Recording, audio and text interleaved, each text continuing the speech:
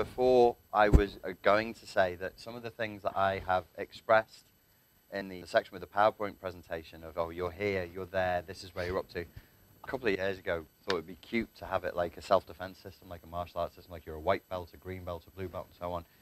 It's a process.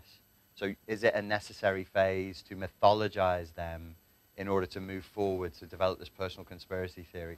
Maybe, maybe. It's not the worst thing in the world, but with anything that's developmental, it's bad if you get stuck.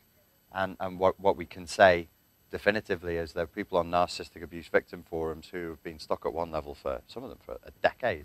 They're telling the same story about the same person and handing out, they presume to hand out advice to other people, which is incredible, which if other people don't take, they're like, how dare you, I've been here for 10 years. That discredits you, not fucking credits you, you idiot. You should be moving on with your life. I mean, I personally don't see how anybody could be stuck with this for longer than 2 years. That's a long time to be stuck in. I am my personal mythology is I'm the victim of abuse, and that defines who I am. 2 years is easily long enough. That's way too much time to be wasted. So yeah, I think it probably is a necessary phase. There is a question. It's coming up time and again, and it all focuses around this. As you identified before, there's a confusion. What are the real differences, both clinical and in practice, between narcissists and psychopaths?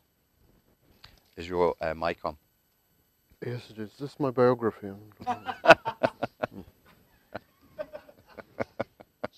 What?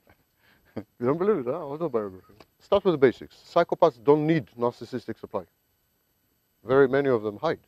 I mean, they're covert. They don't advertise their actions. Like, they don't take an investment on the New York Times. I just swindled 100 old ladies of $2 million. Very few psychopaths do this. So they don't need narcissistic supply. They shy away from the limelight. They act covertly. And this is not a minor difference.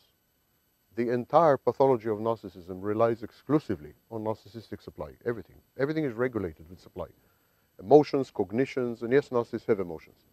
Cognitions, fences, everything is regulated with supply.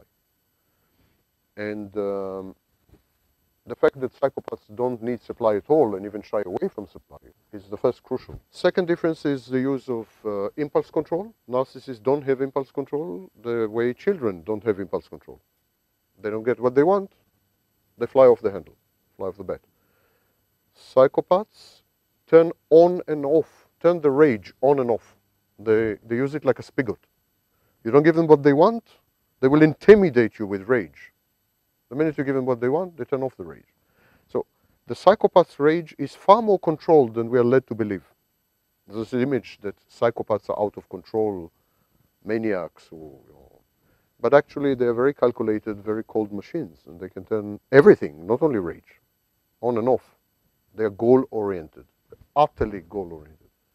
Narcissists rage, so the psychopath consciously, intentionally, deliberately, premeditatedly turns rage on and off. The narcissist rage is utterly reactive, utterly automatic, and usually unconscious. So something happens, narcissists cannot help but rage. A much higher percentage of psychopaths are sadists, and that's why, of course, among serial killers, especially sadistic sexual sadists, psychopathy is comorbid with sexual sadism, and among non-sexual sadist serial killers, narcissism is common. So when we take non-sexual serial killers, the guys who don't cut off tits and other things, these people are narcissistic. Serial killers who are sexual sadists, they take trophies and this kind of, I mean, Hannibal Lecter types, they are psychopaths, actually. So sadism is much more common among psychopaths. Narcissists are far better at managing interpersonal relationships. Many narcissists are married. I mean, most narcissists, actually. They're married. They maintain marriages. Even if they are serial marriages, they still maintain marriages.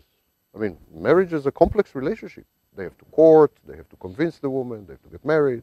So narcissists are much better at interpersonal relationship, while when we observe psychopaths, their lives are utter unmitigated chaos in terms of interpersonal relationship. They would marry one woman, abandon her, marry another, bigamy, not bigamy. They would leave children all over the place. I mean, they are like, it's a bloody mess. Psychopaths, of course, are much more criminalized than narcissists. Narcissists are actually pro-social, not anti-social.